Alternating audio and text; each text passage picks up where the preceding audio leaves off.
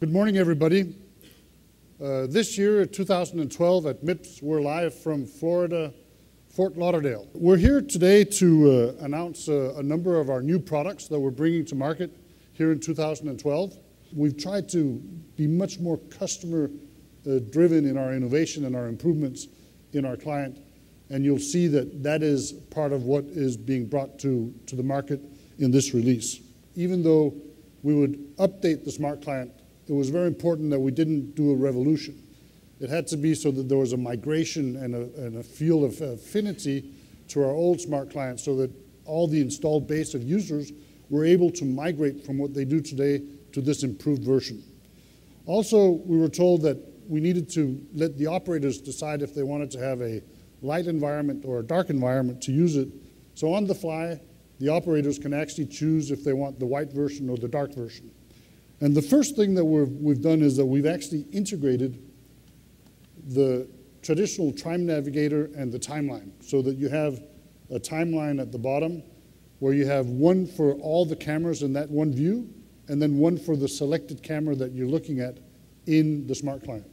You'll see that you have the line. You can throw this back and forth to joggle in between the cameras. You can condense the timeline at the bottom. You can expand it by scrolling the wheel, and it's also possible to zoom in and out. So what we've done here is, without making a revolution in the Smart Client, we've made it a lot easier to actually maneuver around, and it's much more intuitive for the user to move back and forth.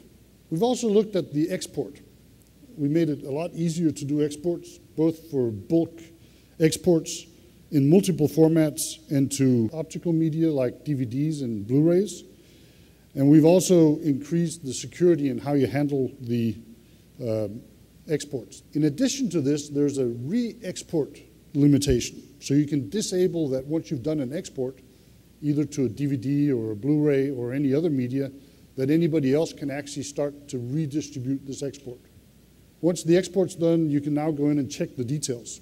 It'll show you the path where it went. You can check the path and open up the export and make sure that the content that you wanted to have exported is actually there, so it's a control of the quality of your work. We've also added what we call task-oriented tabs to the Smart Client.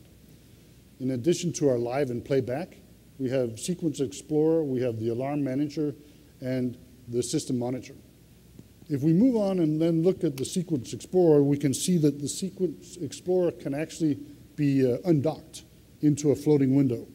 You can undock it like that. You can size it so you get the size you want. You can go down and resize the thumbnails to fit what you want.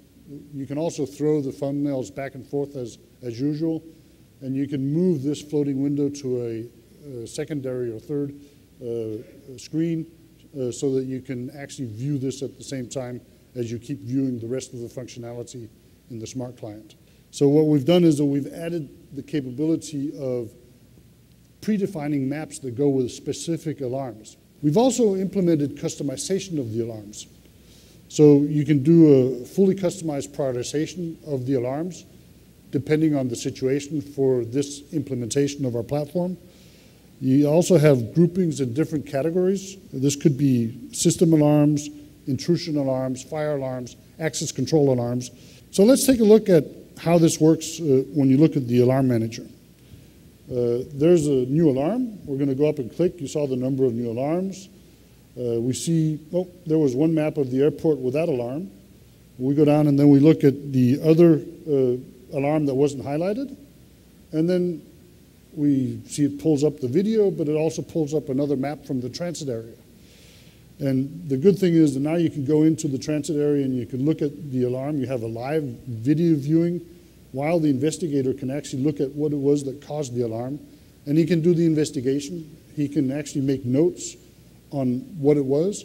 And then he can choose to retire that alarm depending on if it has to go, dispatch to the police or some security officers, or if there was nothing really going on, he can remove it and say, this is what we've done. So that was the Smart Client, some highlights of what it is that we're bringing.